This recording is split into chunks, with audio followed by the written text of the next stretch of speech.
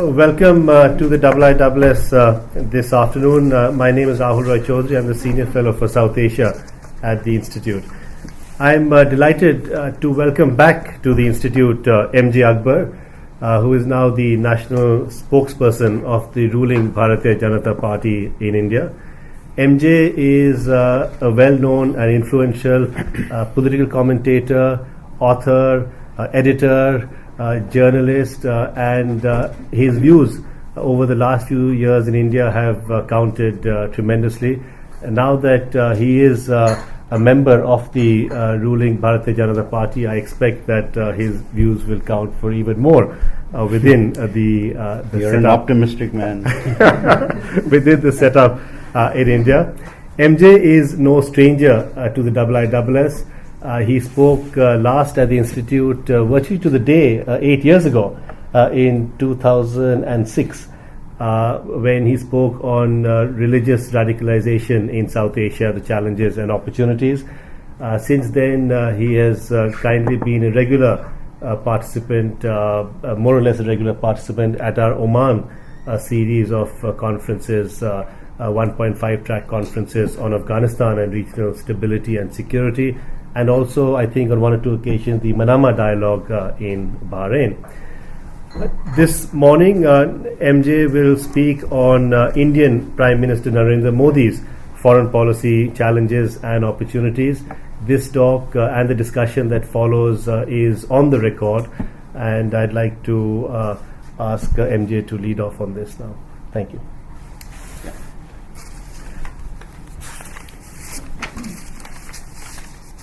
All foreign policy conventionally emerges out of gut domestic concerns. And if you want to understand the evolving nature of Narendra Modi's foreign policy, we have to actually find its womb or its origins in his view of India and his view of what his primary challenge as the leader of India for his elected term is. His primary challenge lies actually in the elimination of poverty. That is what he sees. I mean, that for him, good governance is about that. I'll give you a very simple example in order to explain what I mean. It may not be explicitly related to foreign policy, but it is more than implicitly related to it. They take his decision on the abolition of the Planning Commission. The Planning Commission, as you all know in this room, was the centerpiece, was the authority which took India's economic thinking forward, made the state sector into the driving force of the India, as they, to use that cliched term, put it on the commanding heights of the Indian economy. 1950 was when the Planning Commission was born. At that time, it was estimated that the people below the poverty line in India were between 60 and 65%. Statistics were not totally accurate, but this was the estimation. The Rangarajan Commission submitted to Prime Minister Manmohan Singh earlier this year its estimate that the Planning Commission, that the number of people below the poverty line is 30%. Now, if like you, I, and Rahul have 3 meals a day and don't have a fourth because the doctors have ordered us specifically not to overeat, that sounds like an extremely remarkable achievement. For me, frankly, and I speak on behalf of a lot of Indians, nothing is more shameful, nothing is more humiliating than the fact that after 65 years, 67 years, 7 decades of freedom, 400 million people should be still on subsistence level. 400 million people, which is larger than the population of America, is still trapped in very harsh form of poverty. And if it has taken 65 years for us to remove poverty from 60 years to from 60% to 30%, is it going to take us another 65 years to take it down from 30% to zero? We can't call ourselves a modern nation or a civilized nation as long as we don't eliminate poverty. And so the opening speech that the Prime Minister made in Parliament. The very opening speech, his first, he'd never entered Parliament before, actually, was, and I remember very clearly, almost the startled impact on MPs and people's faces when he said that we are not going to have any poverty alleviation programs anymore. You could almost sense the wonder, the bewilderment. What is the Prime Minister of India saying? And he said, no, there is no poverty alleviation anymore. For henceforth, it is poverty elimination. And that is a compass which he has set himself. For him, that is what good governance is. That is what elimination of corruption is. The improving the quality of life, not for those on the top alone, but for those at the bottom. Not a trickle-down theory as advertised by the World Bank, but by the trickle-up theory. Create wealth at the bottom and let it meet production levels that you create simultaneously. Because we need to end this curse and remove it from India's fortunes and do it as fast as possible. And hence, now, he has to, when he approaches foreign policy, he approaches it from this perspective. Who is going to eliminate, how are we going to eliminate poverty? Not by merely talking about it.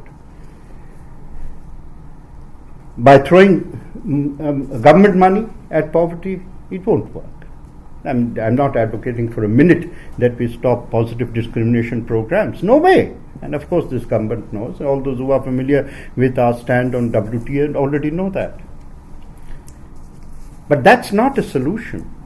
That's a band-aid when you have cancer. Then, to expand the state sector, you've got to be insane. The dead hand of the state has been one of the problems of the Indian economy. Third, so what are your options? The options certainly lie in the creativity of the private sector. It is the private sector which is going to produce jobs. Jobs bring economic growth with self-respect. And who is going to create jobs? The private sector is going to create jobs. And therefore, the fundamental pillar of the new foreign policy is investment and job creation within the country. And you can see wherever he has gone in his trips, the economics of foreign policy is the major element which he is advocating, promoting, and absolutely anxious to solve the problems that come in the way of investment. Solve the problems that come. So if there is red tape, cut it. As he put it in his picturesque phrase, turn red tape into red carpets. If there are 25 regulations, try and see it can become one. And that one regulation basically is to ensure that the private sector doesn't become rapacious. The private sector doesn't become synonymous with greed. So once you've prevented that through healthy regulation and legislation, the rest is open. Now, in foreign policy, the creation of the private sector and creation of jobs, our defense policy is going to reflect the new thinking. India is a principal purchaser of weapons from across the world. And that's certainly well known here in this hall. But from becoming a principal purchaser of defense weapons, in 10 years' time, India hopes to become a principally self-reliant, but also a principal exporter. That will happen through partnerships with the best in the business. An important consideration for those partnerships is going to be Make in India. The most, one, as I said, of the major pillars of foreign policy is Make in India. If you make in India, you get good terms. It creates jobs in our country. We have the skills, the ability, and so on and so forth in order to become viable partners in that process. Now let's come to because the one thing about our Prime Minister is that what little I understand about him through what few conversations I have, that he has a logical mind. He is far more interested in ideas than in ideology. He wants to know what works. And he wants to know what works within a foreseeable or given nature of time. Because time is something that no government has. So, what is Act East all about? You have to look at the world standing from Delhi in order to understand that. When you look east from Delhi, you find nations which are engaged in what should be the primary objective of 21st century nations, which is how to improve the economy and how to improve their nations and make them productive partners of a world economy and a world harmony. Whether you begin in the neighborhood or whether you begin beyond in the immediate neighborhood, which is Burma, or you extend it to Southeast Asia, extend it to Japan, extend it to Australia. I've written somewhere that Modi is the first Prime Minister who will go, this is before his visit, who will go to America via Japan, via the Pacific. And this is, what I'm saying is a strategic, it's a strategic observation, not simply an economic observation. Now proven, of course, because in the Indo-US joint statement, which was signed for the first time, the South China Sea was mentioned. For the first time. It is basically to indicate that trade across the Pacific, I think 60% of our trade is now moving on those waters. Those waters are going to be a shared space. They are not going to be anyone's exclusive domination. So, then, once you've seen this and seen the opportunities that lie towards our east, wherever I look, even with China, I hope we may come to the India-China part of this a little later, and if I forget, as I probably will, I'm sure you'll remind me, but we'll come to that later because there's a very important and interesting dynamic at play. Right? I will, of course, repeat that these are my views. They are not Government of India's policies. They are part of the gathering conversation of ideas that is taking place. And I hope, like everyone else, that even one or two minor ones stick. I shall consider myself vastly elevated.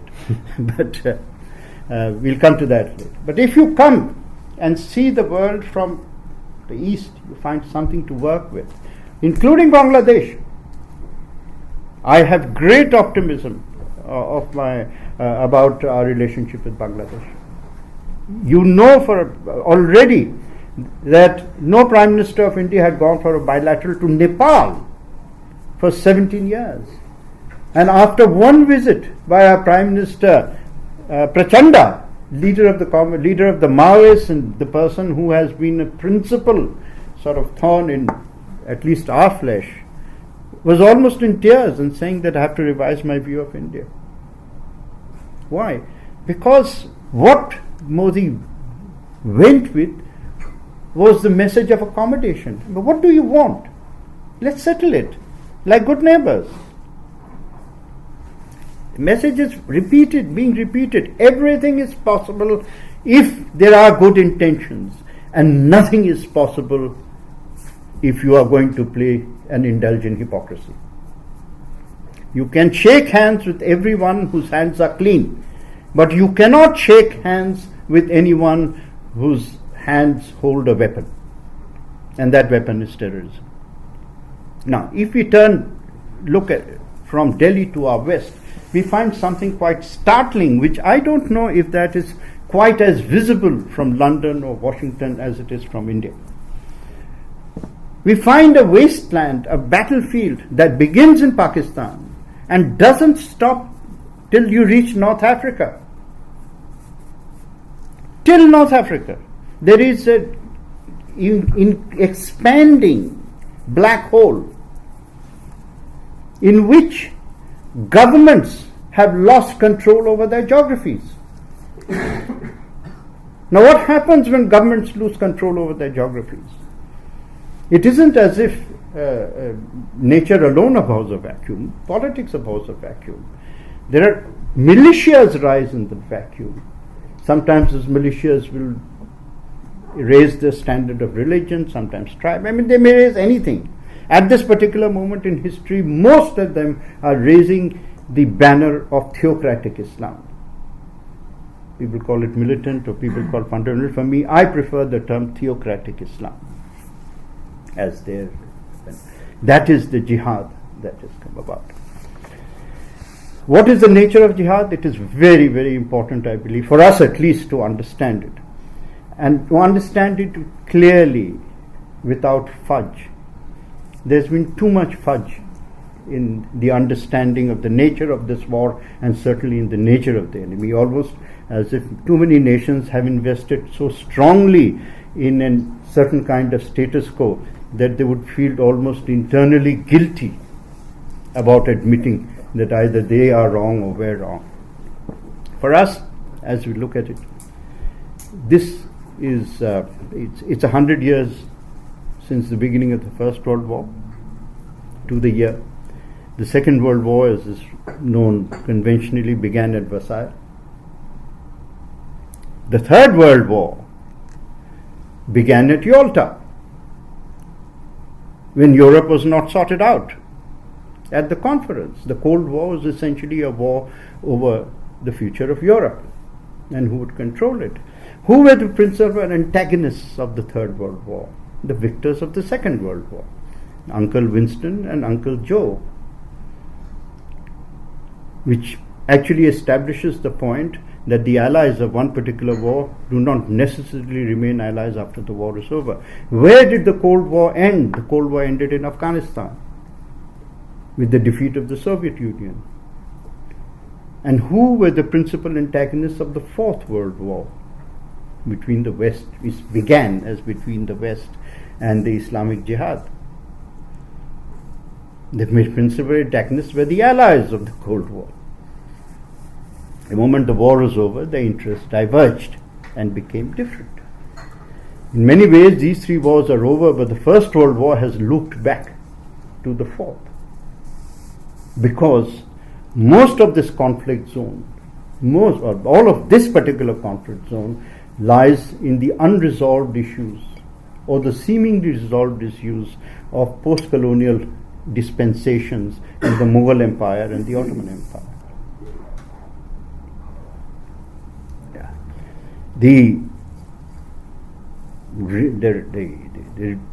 I argued, this is where I'm coming from, which is Halifax.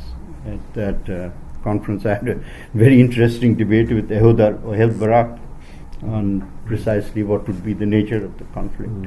I'm happy to say that at the end of the debate, we became very good friends.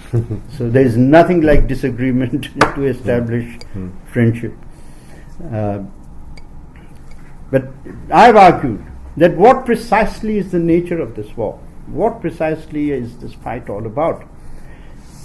First World War, imperialism; Second World War, communism; Third World War, whatever, fight for, Second World War, Nazism, fascism; Third World War, communism. So what is the Fourth World War about? It is a fight between modernity and the romance of regression. Most of these militias have an almost Freudian attraction to the womb from which emerged an almost imagined glory. Because it is fictional, it doesn't make it any less powerful. It is a situation that arises quite often in history in an age of despair. And this age of despair began with the collapse of the last two Muslim empires, the Mughal and the Ottoman, and the inability of many of its subject nations to find a rational, modern, sort of post-colonial national mobilizations. One country which found it was actually Turkey, because Turkey rejected what was relevant to the past. It wasn't that Turkey disowns the Caliphate, but it knows that it was relevant to a past that has become irrelevant. And we have to move on. Now, the caliphate becomes the symbol of an imagined past. This is the ultimate glory of regression lies in that concept.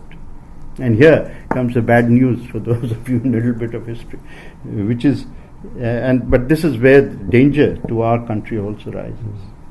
That the first expression of the romance of the caliphate was in the Indian freedom movement.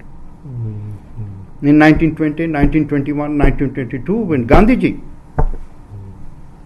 absorbed and adopted a revival of the caliphate as a compromise through which he could get support of Muslims.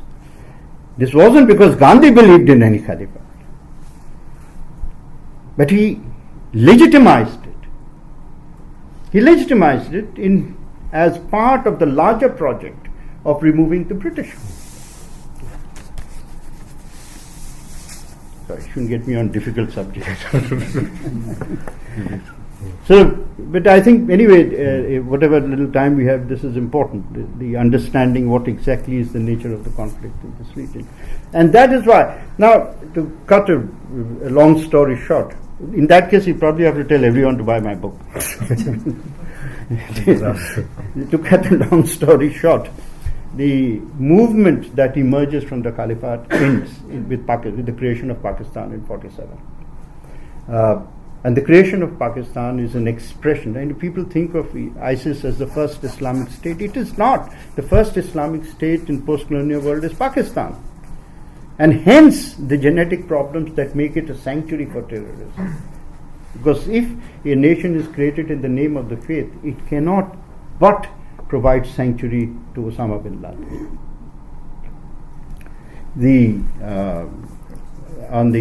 On a parallel note, I've used the term modern, right? It's very important to define what modern is. What really is a modern nation state? A modern nation state has four non-negotiable basics. One, it has to be a democracy. If you're not a democracy, you can't be a modern nation. Number two, you've got to have freedom of faith. Without freedom of faith, you cannot be a modern nation. And that is why, in my view, China is a successful nation, but not a modern nation. And in the next 20 years, in this conflict between Hong Kong and China, please go to Ladbrokes and put your bets on Hong Kong. China may have the instruments of state and power, but Hong Kong has the instruments of the power of ideas.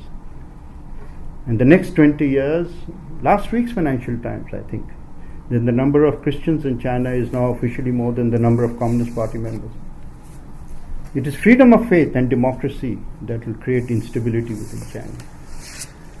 Third, gender equality. You cannot be a modern nation without gender equality. It's impossible. You can forget about it. And you can see in this world that I'm talking about to our east, and all these three fronts, particularly, there has been gender regression. Actually, under the Baathists, there was far more gender equality in Iraq and Syria, and so there's been gender regression. And fourth, of course, is economic equity. I mean, the poor have to feel that they are part of the narrative of a rising prosperity. Without that, you can't get. Now, the enemy of the Islamic Jihad is defined into three categories. One, the far enemy, which is the West. West includes actually Russia. Two, the near enemy. The near enemy are those within their countries who are fighting them. And third are those countries which, quote unquote, occupy Islamic space. That is India, and brings me very neatly to what Rahul has been trying to bring me to, China. China, because of Xinjiang, is now a target of the Islamic Jihad. And the sanctuaries for those who are fighting for the liberation of Xinjiang are precisely in the same places where for those who are trying to damage or hurt India. Now, the India-China equation is built on the triangle. The triangle the pivot or the center of gravity of that triangle is an extraordinarily mature decision made by both the countries in 1988. And I think that that agreement should have got Nobel Prize 70 times over, because it's nearly 40 years later, it still holds. Rajiv Gandhi was, and Deng Xiaoping, and which is essentially that we have 4,000, and I call this, I said we have I've termed this, that if we have 4,000 kilometers of a border, India and China have agreed upon stable instability on that border. What does this mean? Is that yes, we will have confrontation, but we are intelligent enough not to allow confrontation to become conflict. So there will be flag marches and up and down, this, that. Not a single shot has been fired in anger across nearly 4 decades. That will remain where it is. We will not abandon Tibet. Let no one have any illusion about that. In the sense, the Dalai Lama and the Prime Minister of Tibet will be at Dharamsala, will continue to be in Dharamsala to the extent that they can take their project forward. Good luck to them. The second side of that triangle is going to be the Pacific, in which we are already developing a cooperation. I don't want to use anything stronger in terms of military words. Cooperation between America, Australia, Japan, Vietnam, around the strategic space. But the third area, the third line, is the most interesting line, the most creative line. It is the line of Xinjiang, stretching into Pakistan. And it is there that China's recognition that its own borders are now under threat, that its own geographical integrity is under threat from the same forces that now have launched a terrorist war against India, right? Could, I'm not saying will, could bring India and China to some form of strategic cooperation. In terms of our security, the war against terrorism is going to be the principal activity. There is no let up, no compromise, and no illusions. If Pakistan doesn't stop this, I'm afraid Pakistan has not yet understood the meaning of the big freeze. Pakistan thinks that it is going to be business as usual. There is no business as usual. And the last 10 years are irrelevant to the next 10 years. Pakistan has to become accountable for the actions of those who use its soil. One final point that I think is very important here. For 6.5 decades, Indian foreign policy still operates around the umbrella of non-alignment. Frankly, in my view, I have written this. So non-alignment got a fatal blow in 1962 when the only people who came to India's defense was a very aligned country called the United States. And 1965, when all the non-aligned nations who were the great friends of India actually sent military aid to Pakistan. I don't know how it survived after that, but still it's there as part. No, non-aligned may have been very right for the time of its origins, but at the moment, you see, it's a meaningless term. It's a non-term for a non-age. We are moving towards what I called alliances for prosperity. It's not a single unit. It will search for its own meridians, for its own horizons. It's not a zero-sum game. It's a plus win game, and objective, not a game. Game is too facile a word. It's just plus objective. It will create harmonies and partnerships in credible geographies where it is possible, not where simply it is an idealistic relationship.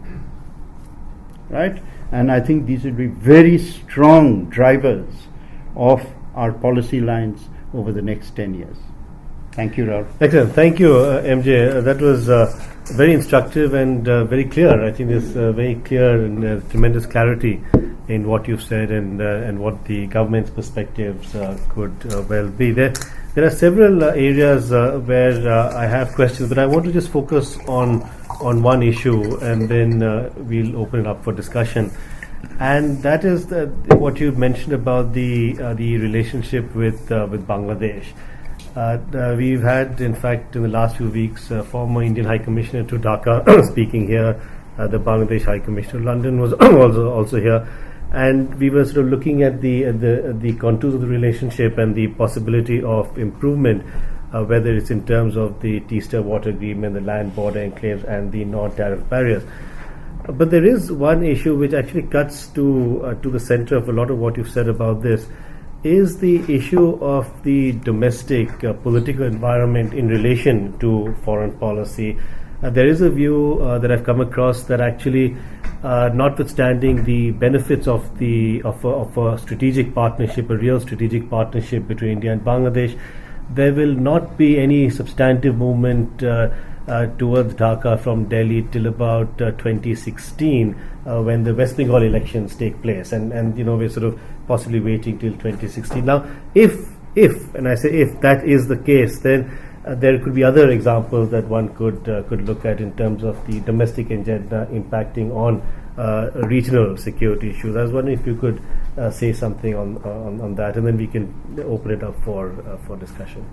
Yes, Rahul. I would not be either so foolish or so brave as to venture as to what precisely will be Government of India's policy. But certainly there are, and certainly these things, unless they actually become concretized, they must remain in the level of speculation or discussion. Having put that caveat in place, I do expect major growth. Now, one very, very important reason is because of an unprecedented level of cooperation between India and Bangladesh on terrorism. Right? We are genuine allies in this. When you see from what happens in Bardhaman, you see from the response that Dhaka, in the way, it's not just, it's a continuing story. It's not a one-off. And for India, our enemy is this terrorism, is this theocratic terrorism. Because this theocratic enemy is the enemy, our wars vis-a-vis some nations who shall remain implicitly understood but not named. You see, our war with our neighbor is not geographical, it is ideological. It is a war between a modern secular democracy and a country which places theocratic and one religion supremacy as the rationale for nationalism. So when people forget that once upon a time, not all that long ago, 52% of Pakistan was Bangladesh. And you look what happens to a people when they move away from theocracy and they enter the modern world. And that is the basis of this emerging relationship between India and Bangladesh, which is that a shared commitment to the enemies of modernity. And I think that, once such goodwill rises, goodwill is the most important factor that begins to eliminate problems. That's one. I was telling someone this morning, I said, the view of the West vis-a-vis Pakistan is I'm not asking you to wake up and smell the coffee, wake up and smell the arsenic. That's the reality. And Bangladesh has woken up and smelt the arsenic. Now, let me only give you an example. When you say that the certain foreign policy decisions affect the voters. I remember very clearly, I was actually in 2009 at the height of the war against LTT in Colombo. And the conventional wisdom, which we are all great vehicles of, was that, if India supported the Colombo against LTT, there would be a reaction in Tamil Nadu and the Congress would lose the elections and so on and so forth. The Congress helped, pursued India's foreign policy, declared foreign policy objective, which is against partition, which is against, of course, for accommodation, but, no longer secessionism, against secessionism. And the people of Tamil Nadu voted for the Congress. So, too many myths are created which are converted deliberately into roadblocks and obstacles. I don't think the people of India, the voter of India is extraordinarily mature. They want a better life for themselves. And if a good relationship with neighbors are an important aspect of that better life, go ahead and get it. Okay, we're open for discussion if anyone wants to. I'd be grateful a lot of hands if you could identify yourself. Let me start with Victoria, and then we'll sort of go this way. Yes. Thank you very much. If you identify yourself and for the rest. Thank you very much, MJ. I have to just follow up. Can we not have anything positive about Pakistan, because you talk about it as though it's of one view and one mind. As we well know, Pakistan is rent asunder internally. And surely that goodwill factor which you've talked about in relation to Bangladesh exists in Pakistan, and it's for the future to access and harness the goodwill and marginalize the elements which you have talked about. I mean, I just would like to hear something positive. I'm sorry to disappoint you. I'm telling you very frankly, I don't find, because when it comes to India and to a relationship with India, I agree very much. I mean, among the bearers of goodwill, I would name any number of my friends. But when it comes to India policy, all the goodwill amounts to nothing. And it comes back, we go back to the first principle of strategic relations, that goodwill is not good enough. You've got to convert that into policy. 10 years of Manmohan Singh's unremitting goodwill. I mean, I'll have to live through 32 more lives to get as much goodwill in one pot as I saw in 10 years. And what did he get out of it? He got nothing. He got a Pakistan High Commissioner contemptuously dismissing India's. I mean, not even doing it politely. What can we do about Hafiz Saeed? He's a free man. He's a Pakistan citizen. All right. In that case, we are also a free country with the right to free determination of our policies. It's the arrogance and the contemptuous nature of a highly immature bully. All right, we may have to deal with the bully in school, but you don't want to have lunch. Let me take sort of two people, because there's several questions, and I want everyone who does want to ask a question to be able to ask it or make a comment. The next on my list will be Shashank Joshi, followed by Andrew Kennedy. Shashank. Thank you. Shashank Joshi from the Royal United States Services Institute. The BJP manifesto had a very explicit pledge to revise and update India's nuclear doctrine. That pledge was then caveated by the Prime Minister, who very quickly and then again in Japan said no first use was not one of those bits that would be changed. It was part of, I think he said, India's civilizational heritage. What is the state of debate, do you think, within the party, within the government on that issue? And what's your prognosis? Let me just take another, so we take two each time. So. Yeah, this is a short one. So the short one, okay. I'm not at liberty to discuss this. Andrew Kennedy. Andrew Kennedy from BAE Systems. You gave us a very clear overview of the foreign policy priorities and also the relationship with a number of countries around the world. One exception, it can be slightly parochial, is the UK. Could you give us an overview of what you see as the relationship, the current state of the relationship between the UK and India, and what either side could actually do to try and improve that relationship, so we sort of try and get a bit more on the, should we say, on the radar of Prime Minister Modi? Let's first take the problem objectively. Let's say talk of cooperation possibly in the areas of conflict, because I'm sure we share the same goals, same objectives, same lack of confusion about the nature of terrorism and so on and so forth. While waiting for Rahul, who was occupied at home downstairs, I happened to come across something on the shelf which says Europe's military capabilities. I was very pleased to note that it didn't extend to more than 2 pages.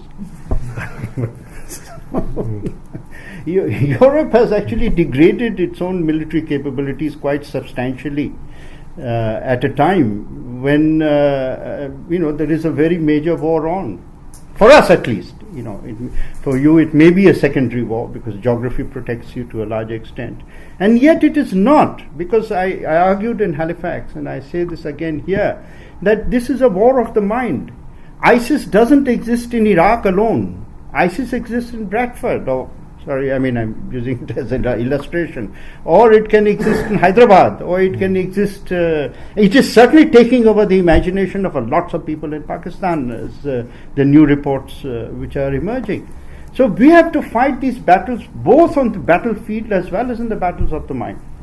And trust me that unless the battles on the ground, this illusory view that you can bomb certain things out of existence, Afghanistan has too many stones, as it proved. How many stones will you bomb? How many grains of sand will you bomb? So it needs certainly a far more careful approach, and I hope India and Britain can come to an agreement on strategic relationships, which will then help. As for the rest, I mean, Tata is already your biggest employer. Anything else we could do to...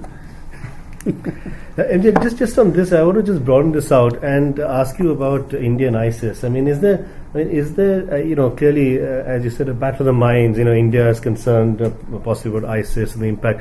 I mean, is there anything that you think that this government will do more in the public domain against ISIS in terms of join or be part of a coalition of forces because of it affects India's own interests? Or do you think for various reasons, including the fact that 39 Indians are held hostage by ISIS from Mosul, that there could be potential blowback on such a sort of formal part of being a formal part of a coalition? So will there be, you think, is there any space for a change in perspective from India towards ISIS and what India could do about it?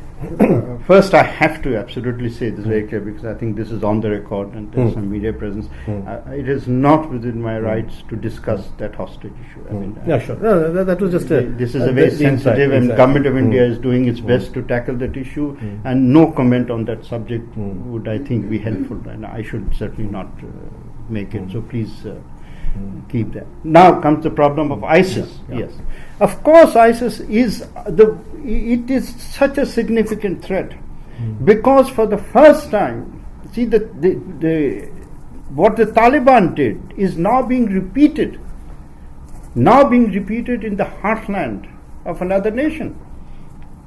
It is the creation of Sunni Salafi Wahhabist fortress. And a fortress which is in geographical terms huge. It is already a successful state. It has revenues.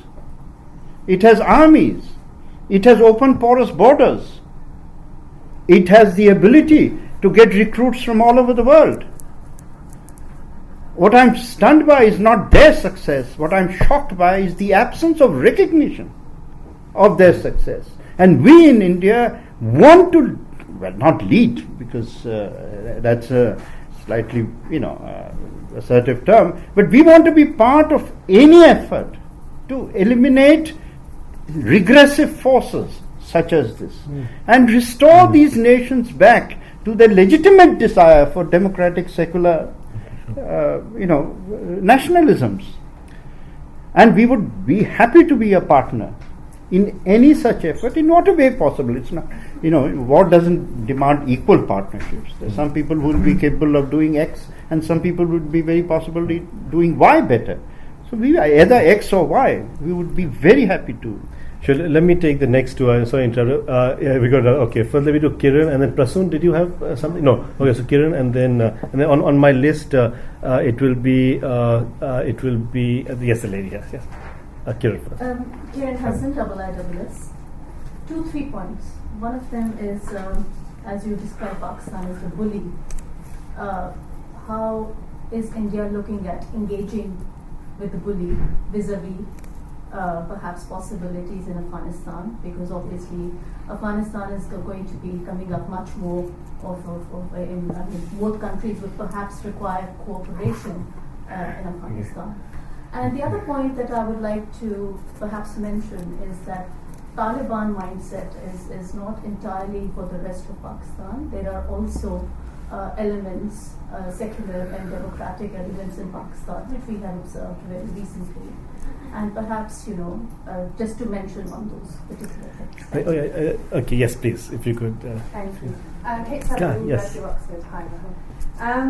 Hi, just if I could draw two main themes out of what you presented to us, MJ. One is a sense of an implicit hierarchy of states that was coming across in your presentation, the idea of the modern secular democratic state with low levels of inequality, and then other states who don't tick those boxes. The other key theme was as you set out, the domestically rooted economic imperatives which lead the Modi government to seek poverty elimination through these alliances of prosperity. Those might be conflicting sort of themes if we think of India's engagement with some countries such as perhaps Iran, Burma, maybe even China, according to your portrayal of what a modern state is. So I wondered whether you had any sense of which might win out, economic interests over values, or is it more complex? Well, I must have mentioned it before if I haven't. Certainly it's not a zero-sum game. Mm-hmm. Those who do not export terror open up space for discussion and change. We have to see very often in which direction a country is moving. Right? Is it regressing or is it moving towards change? Say Burma, definitely moving towards change. And so you welcome that and help support that process. The objectives are the same. Different nations reach. Ideally, I would like every Muslim in the world to live in a democracy. But I'm not going to advocate that we break relations off with those who don't. No, that's not the issue. But what is the process, historic process, that we seek to support and seek to, go forward? That is, there must be some historical analysis in the formation of policy and some objectives and horizons. Policy is not simply tactical. That's all that we seek to do. And hierarchy of states? Yes, perhaps. It's not a hierarchy of states. It's a hierarchy of what kind of 21st century we want to live in. And, right.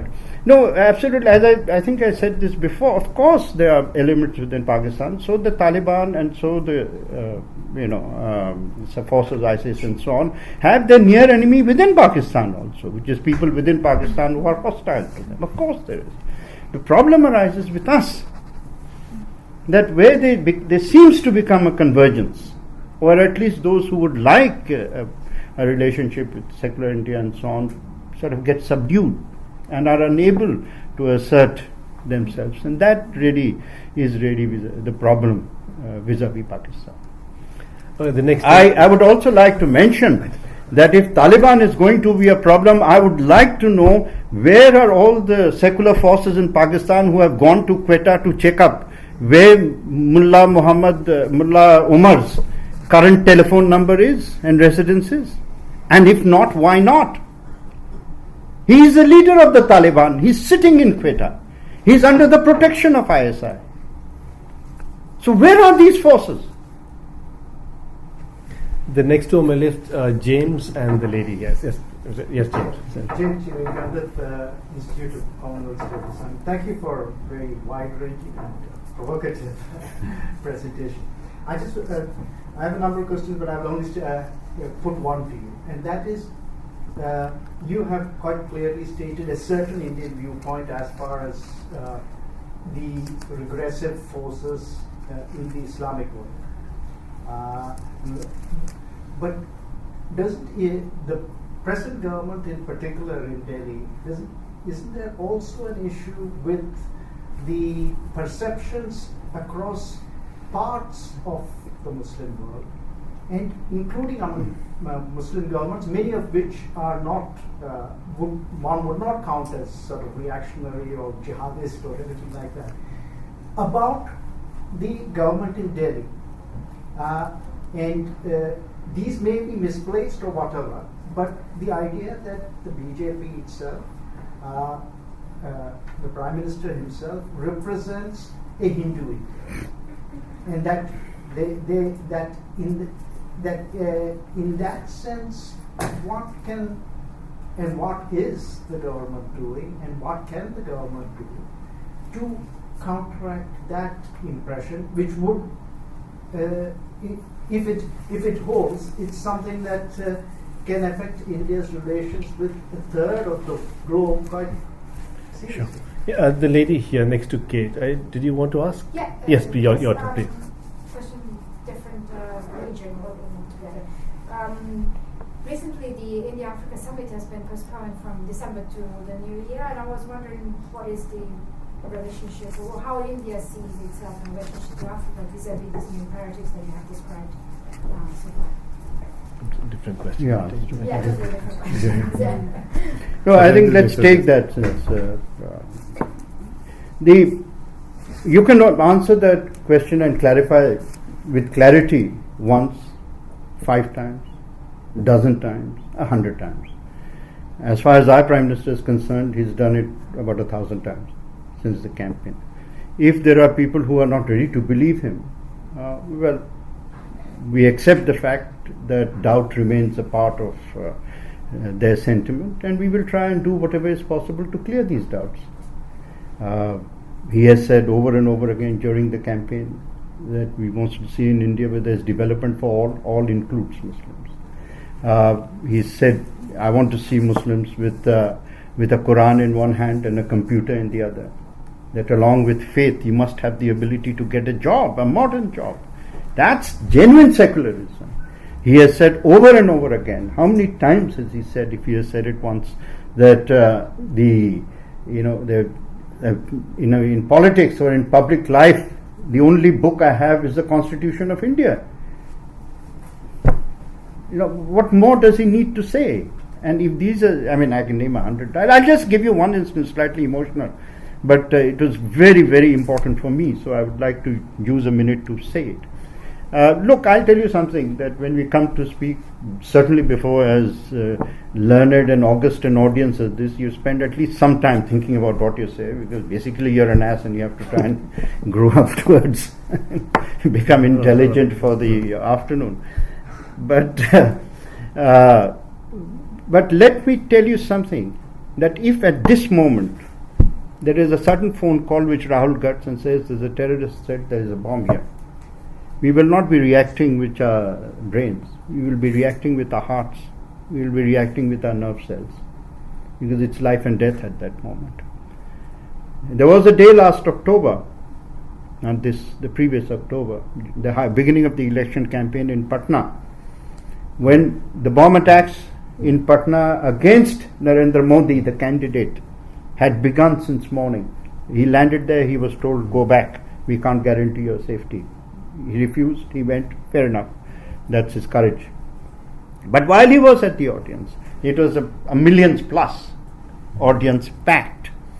And later on, now under interrogation, it has been discovered that the intention was extremely dangerous, was to create a stampede in which thousands could die, thereby destabilizing the whole campaign. It was very, very devious and diabolic. But the bomb that was meant to get him landed 50 meters away. Just 50 meters away, 2-3 people died. At that moment, there are 200, 300 cameras on you. A camera is a merciless instrument. It records the wince. It catches it catches hesitation. It's not like print, which is more generous. And instinctively what he said, and I tell you, we should become a murid of that. Instinctively what he said, first he said, please, everybody go home in peace. There must be no violence in reaction. But more important, he then turned around and in a flow, oratorical flow, he said Hindus have a choice. Either they can fight Muslims or they can fight poverty. And Muslims have a choice. Either they can fight Hindus or they can fight poverty. We as a nation can't do both. We can't fight each other and together fight the one great challenge before us, which is the elimination of poverty.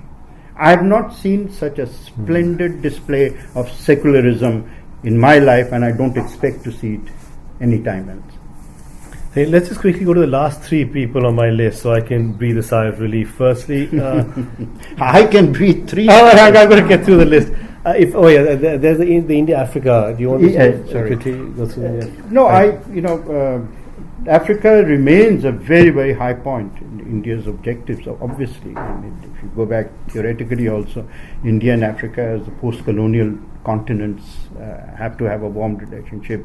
But on a government's agenda, I think the immediate neighborhood is of the highest priority.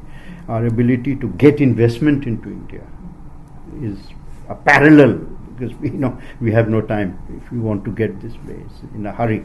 But certainly Africa remains a very important part of India's objectives in terms of lifting the nation and working in partnership to cure the same problem, poverty. Okay, yes, the next case. Can I follow up on the questions on Pakistan? Given your clear frustration, and I feel it strongly from you, about the issues of goodwill and engaging with Pakistan, how do you see policy emerging in the next few years? How do you go about it? Let's take, yes, Peter, yeah. Yes, something of the same question. You spoke of the potential for India and China to find a strategic partnership as they both are threatened by theocratic Islam. How do you see Afghanistan developing there? Both countries have already investment interests in Afghanistan. They both obviously have an interest in the development of stability in Afghanistan. And yet, the recent move by Mr. Ghani, the person in whom a lot of hopes are resting, was to go and apparently somewhat snub India by concentrating on Pakistan in order to get some political deal with Taliban. At least that's how the press reported it. How do you see that rather difficult relationship emerging? I don't think Mr. Ghani's efforts constitute a snub towards India. If he feels that he needs to talk to Pakistan, it's a sovereign nation. They have every right to deal with the problem in any way that they consider advisable. Let's just say that you, as Britain, as a nation, have gone through that route a few times before, not always, I imagine, terribly successfully. So let Mr. Ghani discover the price of failure in his own time. Every innocent deserves the education of experience. As far as because she also mentioned that in a post, I think the mention of the Haqqani network in the joint statement between Modi and Obama is an extremely significant development, because for the first time it actually sidesteps, doesn't quite erase, but sidesteps Pakistan's argument that if India is involved in the strategic management of post-NATO Afghanistan, then that will be implicitly make Pakistan hostile to that effort. And I think one of the things that is very important to understand is that the whole pro-Pakistan relationship of Dennis Crux's book from the mid-50s onwards, in America's relationship, has been led by the Pentagon. The Pentagon was the first to find the Pakistani generals to be simpler, more, and blah, blah, blah. Very interestingly, it is now the Pentagon which is leading the reversal. It is Pentagon which is saying that we know nothing clears the mind like the sight of a bullet, and this bullet has been coming from the back for a hell of a long time. And the trigger is not just in the hands of the Taliban, it's also in the hands of the ISI. Kaluta Gaul's book, even that academic at Georgetown book. These new books are providing the evidence for a duality or hypocrisy in Pakistan's relationship. So this clarity is coming about, and as I said, instead of smelling the coffee, smelling the arsenic is going on. And India, I think, will play an increasing role in the emerging space in Afghanistan. Take time, but why not? The last two, the lady, yes, there, and then Deepak, yes, please, if you identify yourself. I'm coming from the Embassy of Kazakhstan in London, and obviously our question has to do with our region. So we would like to know, does India consider any cooperation with the countries in the Central Asia region, especially Kazakhstan? Extremely important. I must take this if you don't mind. It's extremely important because, post 79, but sorry, you'll have to call me again. I'll discuss the seminal year of 1979. Nobody really gets as yet. But still, post 1979, the northern belt of stars, right, which are still in the influence of Turkey, Russia, and Europe, remain a positive force and remain a force for the Muslim world which can be exemplary. I suppose after you get closer towards democracy than you are, but they still remain a force for the, I think, collective good. And India would have been far closer in its effort, keeps trying. But we have, Berlin Wall was about, I went there many times, Berlin Wall is about 6 inches deep. We have a Berlin Wall extending for about 300 miles from Ravi to Khyber, or 400 miles, I don't know. And this Berlin Wall stops India from engaging to its north and to Central Asia. We have to go via Iran and so on and so forth. So it's a huge, almost both a physical as well as a mental block. But Central Asia is absolutely very key to, I think, and we see the great deal of potential for harmony. And also the Chinese are beginning to talk to Kazakh officials. Can you just come back about sinking. Deepak, your last question, yes. Thank you for some very incisive analysis, MJ. My question is again on Pakistan, really. What would it take for the state to modernize? How long? And as a corollary, will India and Pakistan ever be good friends, or will this undercurrent of animosity last another 70 years from here? If we want to be good friends, we can do it in about 5 to 15 seconds. Actually, the problems with Pakistan, as I said, can be sorted out. 70 years, 65 years, 67 years of war, 67 inches of geography have not shifted. Right? If you want a settlement, I think you can get, in India certainly you get, I can't be certain, but you can certainly get consensus on settlement with Pakistan, because we want a settlement with Pakistan. What we don't want is an excuse for the continuous export of terror. India is, in that sense, now a status quo. It will protect what it has. It has no aggressive designs on anyone else's geography. But it will not surrender a single inch of its own ideological space. For me, I am an Indian Muslim. Why should I abandon Kashmir because there are Muslims in it? That is like India abandoning faith in me. So as I said, it's an ideological question, but that apart, I don't think that. The problem is that we have to get out of a mindset where basically a two-nation theory mindset, which is an antagonistic mindset, and become equal nations, as Bangladesh has become. Well, MJ, thank you. I have to end now. We've overrun our time by several minutes, but as you can see, this has been a very exciting discussion. There have been so many people who want to ask questions and make comments. So I'm sure we will get you back again, sooner than the 8 years when we were last speaking at the IISS in London. But I'd like to really end by just expressing my thanks and your thanks as well for MJ taking time out to come here and speaking at the IISS again. Thank you, MJ. Thank you.